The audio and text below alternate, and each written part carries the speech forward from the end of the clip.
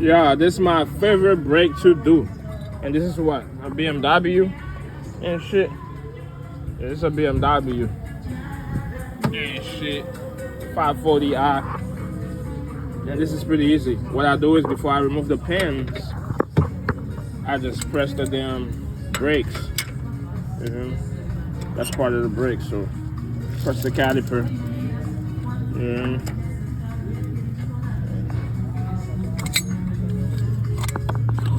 This side gonna keep pushing itself, so we might have to put something on here to stop it. You feel me? Like this.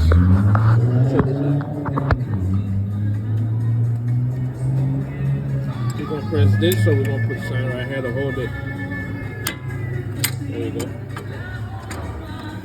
Calipers push. Now all I gotta do is remove the pins and that shit out.